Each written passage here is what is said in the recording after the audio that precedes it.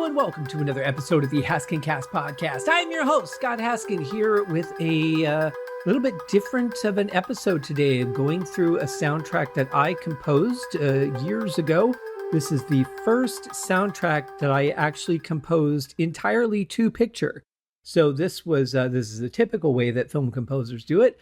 I'd done some 48-hour film challenges. I had done some additional music for film, but this was the first time I actually got to sit down and work with a film on my screen and write the music for it. So I could time things much more accurately to what the action was that was going on, or, very carefully craft the emotion based on things like facial expression or movement or shadows and things like that. Didn't really do a whole lot of that on this one because I was still learning.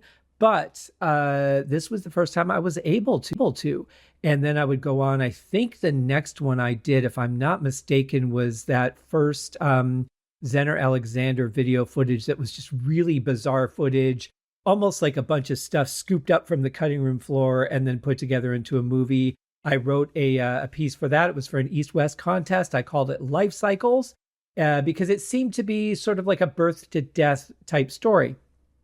And then a year later, they came out with another set of footage and by Zener Alexander, and I called that Life Cycles too because, well, yeah, I mean, there you go. It seemed to be the same kind of story, completely different footage, but seemed to fit. Anyway, so those were ones where I was able to get really intricate. Those were films that were given to us with no sound whatsoever. So whatever that was going to give the viewer as an experience, 100% of the audio had to come from us. So sound design, score, anything like that. With this film, it was pretty much score. And I remember this was the first film also that I did a proper spotting session with. I went over to the filmmaker's house, who was Tim Richards. He wrote and filmed and edited this. It was just him and Deanna Thellmann that were in the film itself. And so I went over to his apartment and watched the film, talked about what he wanted musically. And there's one specific thing that I immediately got an idea for what I wanted. And we'll get to that when we get to that piece. But he wanted wall-to-wall sound. So anything that didn't have a need to have a part of the film scored. In other words, supporting music to the visual, he still wanted sound. He wanted atmosphere for absolutely everything. So when I got the actual edit, which should have been the final edit, that's typically what the composer gets, is what's called locked picture. Now, locked picture means that there will be no changes to the timing. What you get, what you're scoring to, that timing will not change. The visuals may change. There may be scenes that are missing and like a place card in its place of like visual effect of train crashing at train station, or, it could be anything, but those are typically effect shots. Or, anything that has to be worked on before it can be presented in the final film. And they give the they give the film to the composer so that the composer can get started on the score. And while those shots are being worked on at the same time, otherwise, you'd have to wait for the FX department to finish all their shots, which could be months. And then you give the film to the composer. That's going to be a month or so. So it really, it really just takes up too much time. So you have place cards. You know how long the shot's going to be, and you just put a place card in explaining what's going on and what the timing is. So if it's going to be an 8-second scene, that place card shows on the screen for 8 seconds. You work the rest of the score around it. You may wait to write that piece until that is added to the film, only because there may be certain things that you want to time as far as the score goes. But for the most part, you're just going to write. And but there wasn't any of that with this film at all. I'm just explaining the process of it. So Tim and I sat down at his apartment. We went over the film. We talked about the music, and then I went home with a copy of the film. And within, I think it took me really a day to do the bulk of it. 2 days, I think, to do the entire thing. I went pretty much in order. As I recall, but I remember he wanted me to send over each piece as I finished it. So I would send over the piece, and because I'm not sending him the mock-up of the score where he could just pop the whole thing into the film, I'm just telling him where it starts, and he would then plug it into his editing program. and then listen to the music with the film, say yay or nay. And I would sit there on pins and needles going, oh my God, he's going to hate this. He's going to wonder why he selected me. Just completely nervous about how it was going to be enjoyed, or whether it really fit what he felt the vision was, whether I understood what he was going for and got it right, whether I chose the right sounds or had the right, tempo or feeling to it. There were so many things I was worried about, especially because it was being listened to piecemeal instead of a cohesive score, which is, typically you have themes that repeat, although there really aren't too many here. You would normally have like certain themes. And so the themes you would typically write and get those approved first. Then you can work on the score and write variations of those themes throughout the film and that sort of thing. But on short films, it works completely differently. A lot of times you just don't have time for that kind of stuff. There's not enough repeats of characters or scenes or locations or things where you really get the opportunity to do that. So very short films are a completely different animal.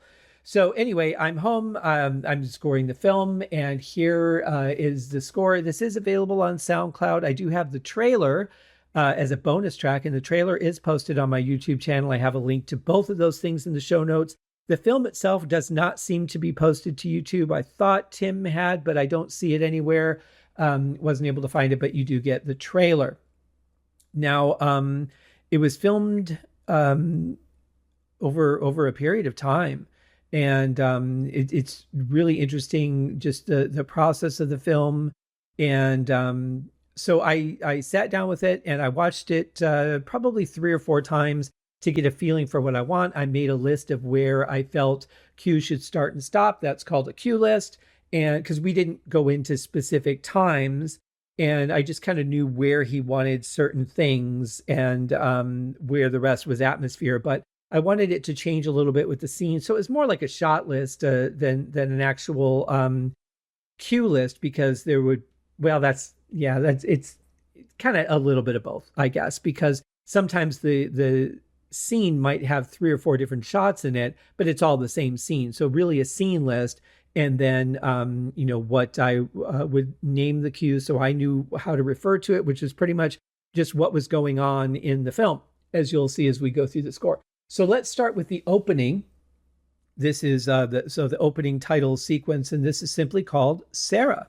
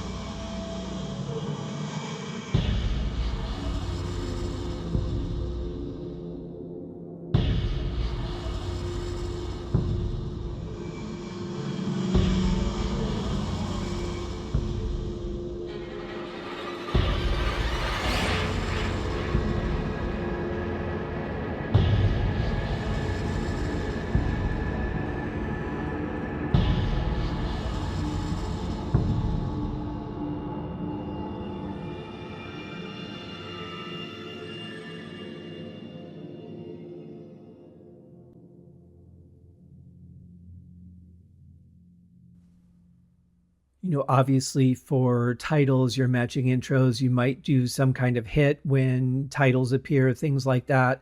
But this was a lot of fun to write. It was just a idea how to set the tone for what I planned to do in the film.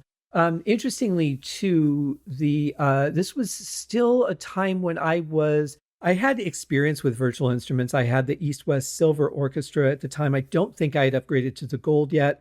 I had some cool 0G products like Morphology and Outer Limits, which I use quite a bit on this score. Also, this is not the sound of the original score when I decided to release it, which I'm going back and doing with a lot of the scores that I did, just making them available if somebody wants to enjoy them or use them for licensing and, for their own projects, especially one like this that has a lot of nice atmospheric background to it.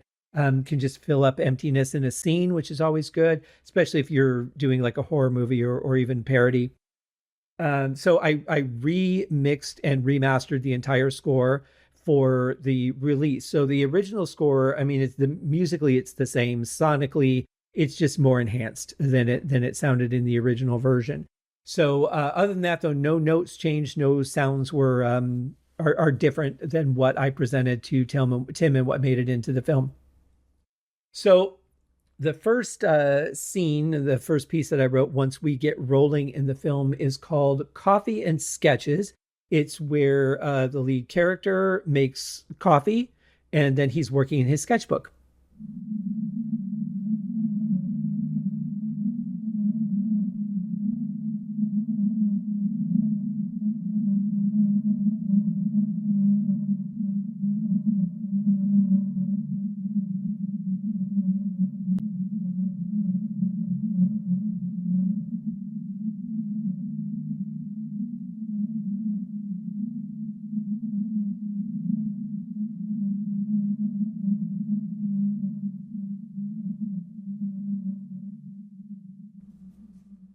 So I'm playing much shorter clips for some of these pieces because I don't want to play you just a full minute of empty atmosphere.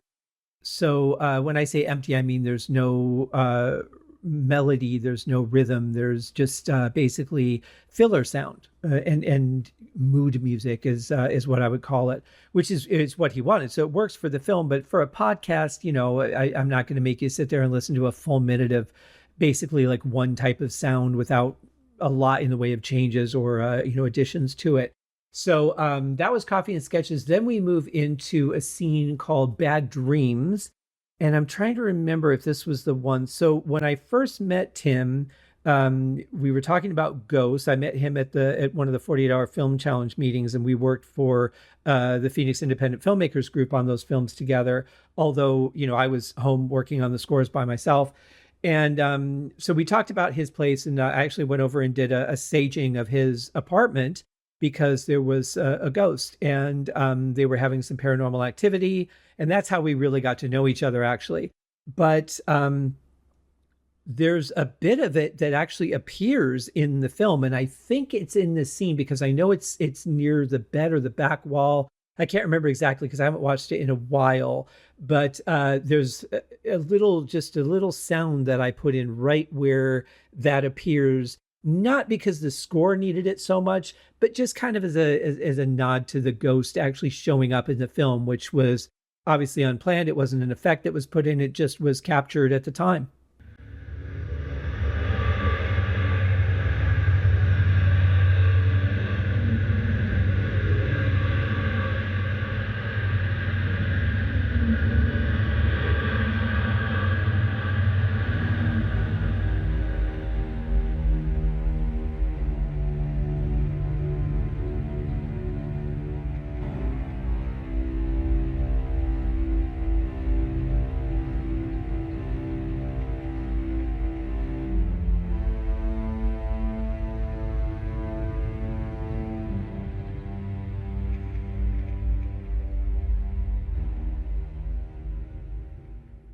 Yeah, I can't remember. Maybe it wasn't this piece. I'm not sure. I thought it was, but it may not have been.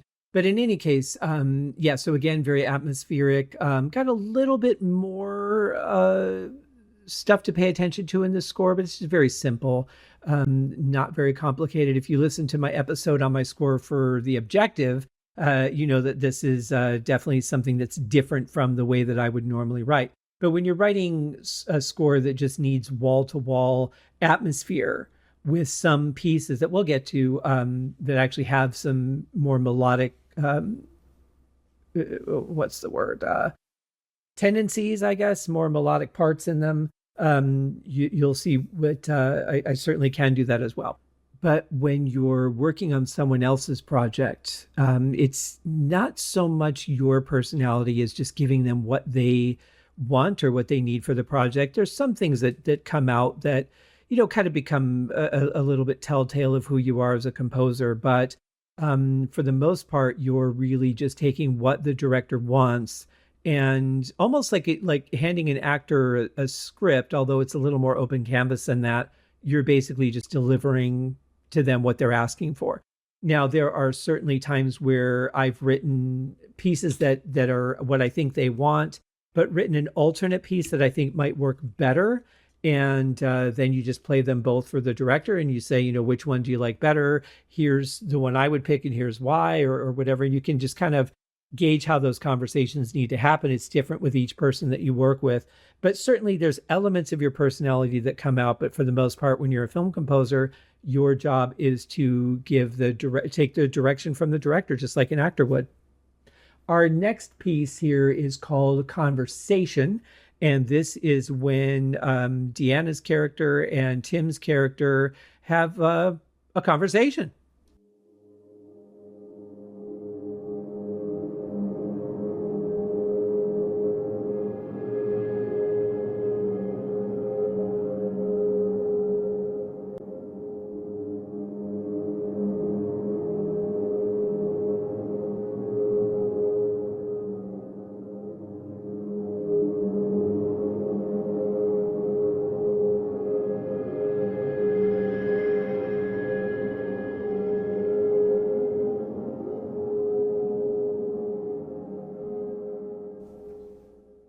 So again, a lot of just background atmosphere. This one's a little more intense because the conversation definitely has some weight to it. Very important for the film because it's really the only time that they talk.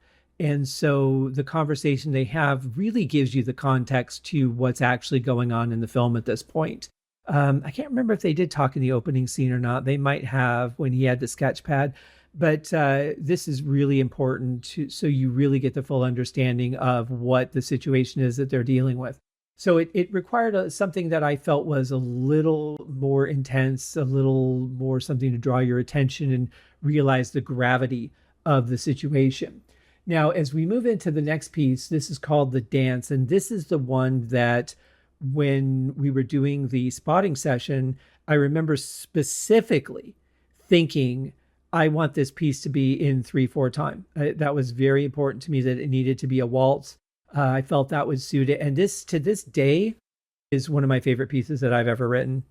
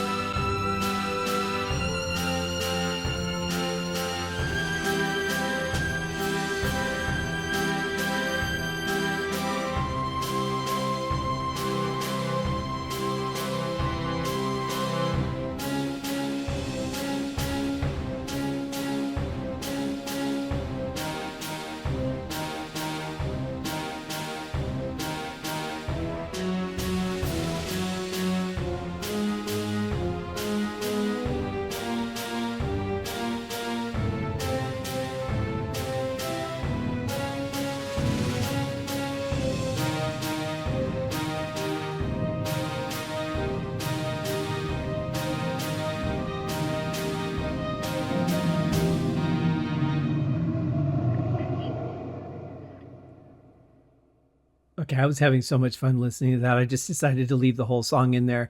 Um, yeah, this was a lot of fun. Again, I knew it was going to be a waltz. I knew it was going to be, one on the kick and then 2 and 3 on the snare. I knew that. And then I had to just figure out the melody and how the rest of it was going to play out. But I knew the beat when I was watching the film in the spotting session. And the tempo just worked out perfectly. That it ended the way it did. Of course, leaving the beat at the end and just having the sounds play out gives you a little bit to correct the timing if it doesn't actually line up to the scene. But it actually, the tempo worked out just perfectly. And it was a tempo I just selected before I started recording. I knew where I wanted it to be and hoped that it would work with the film and I wouldn't have to alter it. And it did. And I love that piece. That was a violin solo I did on a keyboard in one take. It was just what I felt and just put it down. And that's how a lot of my solos work out, unless there's something I do that I'm like, oh, you know what? I really want to specifically play this or whatever. And I might have to work that out a little bit. But a lot of my solos are first take, which is great because it tells me that I'm playing off what I'm feeling and not overthinking parts too much. Now, if parts are planned out or they have to work with something else, in conjunction with another melody or something like that, then yeah, you have to work that stuff out. But when I'm just doing a free form solo, I like to do it in one, maybe two takes at the most. And this one worked out really, really well. Again, just the East West Silver Orchestra. It wasn't even, the gold or the platinum, just their very basic orchestra, but they had some really good samples in that one. And yeah, I really love that piece. And then just the cool sound effects at the beginning and the end really gave it an atmosphere that worked, I thought, quite well with the film and what was going on. And basically, he thinks that she's a vampire, and she's like, I'm not a vampire. And he's convinced that she is, and he's kind of plotting to destroy her. But he's conflicted because he loves her. But at the same point, he's like, I can't let you be a vampire in this world. Sooner or later, you're going to go after me. And that's what sort of this whole dream sequence is, and the dance is part of the dream sequence. So a lot of fun writing that piece. One of my, like I said, one of my all-time favorite pieces to this day that I've written. So now we move into the part of the film where he's starting to take action, and this part here is called preparation.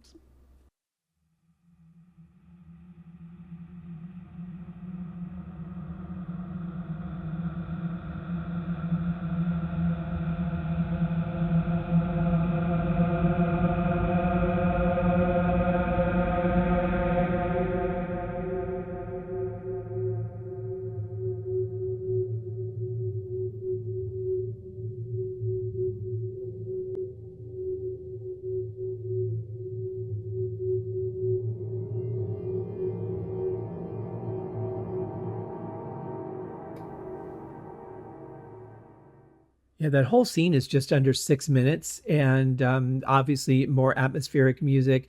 But it was tough because I didn't want to write something that was too big sounding and would overshadow the film. So I was sort of focusing on writing a something atmospheric but also subdued at the same time. I didn't want the score to be too big. So it was something that was fairly simple, just created that tone and left it at that. But business is about to pick up because now we get into the part where he's actually taking the action. So he's been preparing, getting things together. Now he's working on making things happen. And this piece is called One Solution.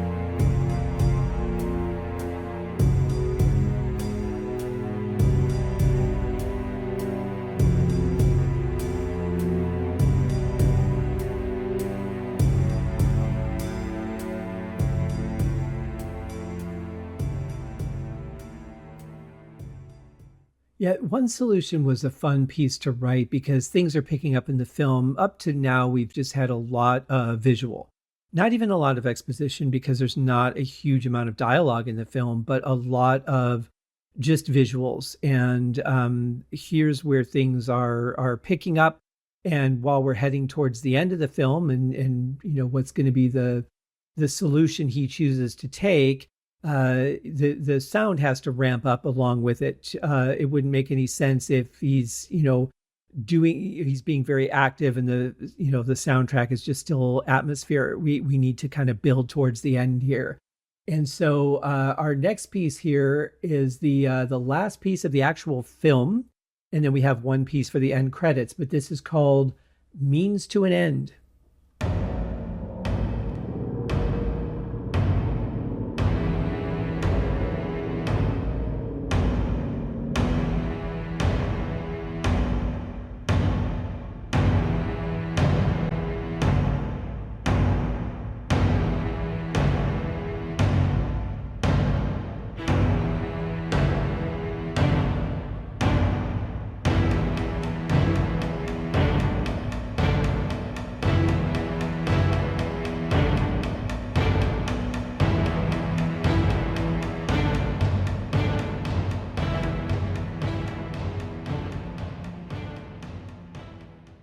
So to her credit, Deanna, who is I guess it depends on how you look at it. The film's left with a bit of an ambiguous ending, so you don't really know if the whole thing was his imagination or if she really was a vampire.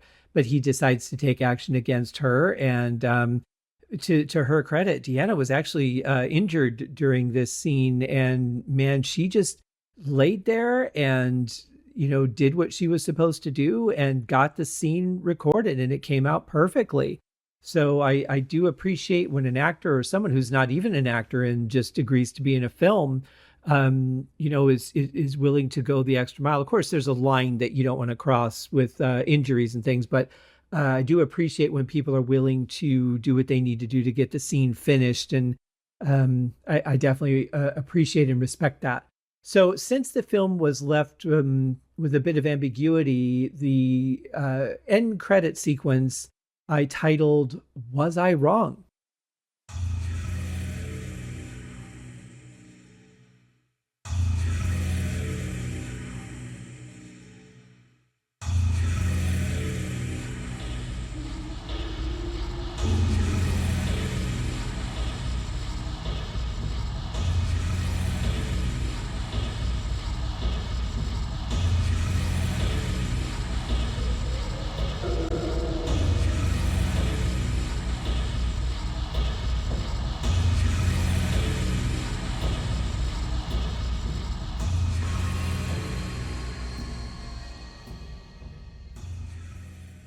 So this piece does build on with some sound effects and additional percussion being added as we go.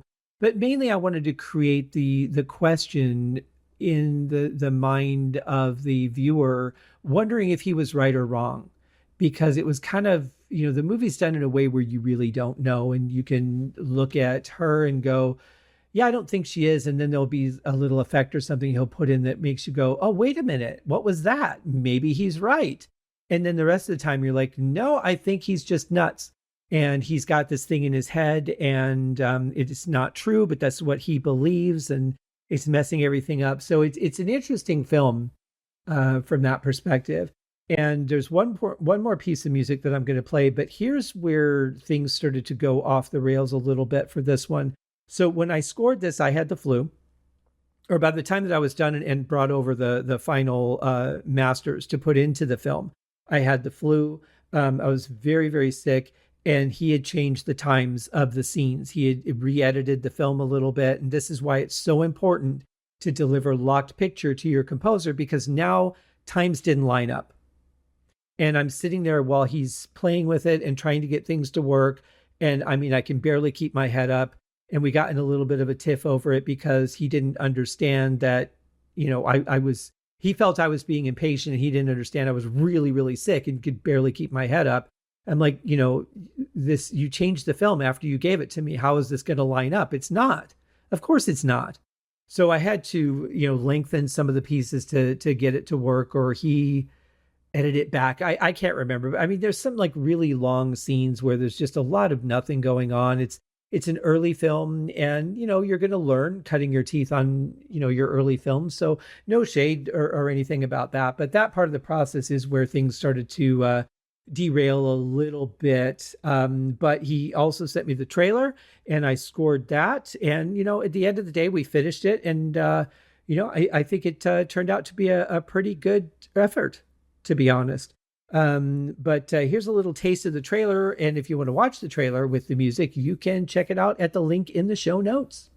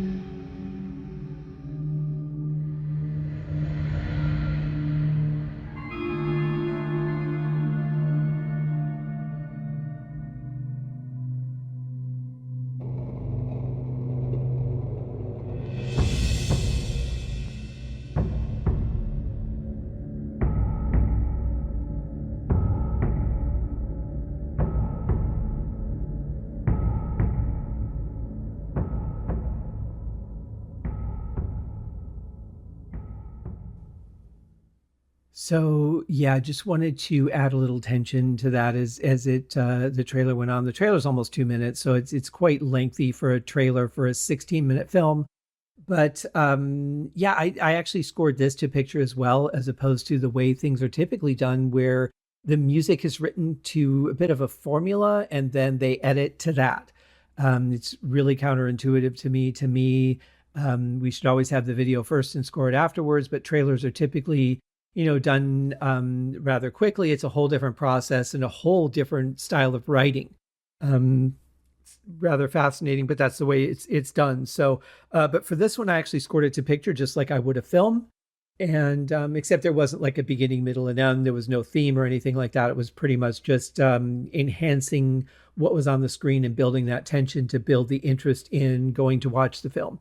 So yeah, this was it was a lot of fun. It was a good lesson. It was the most important things that I got out of this were: one, scoring to picture; two, understanding the difference between sending every piece over for this project as opposed to getting main themes approved for films like I would later when I was working on bigger projects. And also just making sure that I stay calm and believe in my abilities. And if it's not what the director wants for a piece, it's not the end of the day. I could tell you he did not have me change a single thing.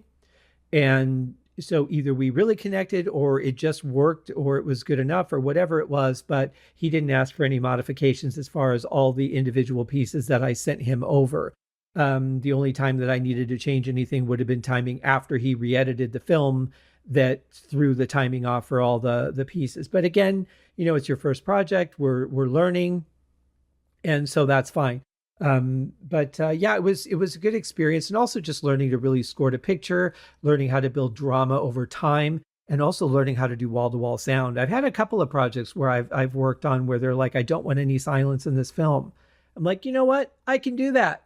So definitely a positive experience overall. A couple bumps, but that's going to happen. Better than what I would experience on some films as I went along, or some, other projects that I worked on over time. But yeah, good experience. I like the score. I think it's worth it. If you're interested in it, you can pick it up for a whole $1 over at my BandCamp page. And again, that link is in the show notes.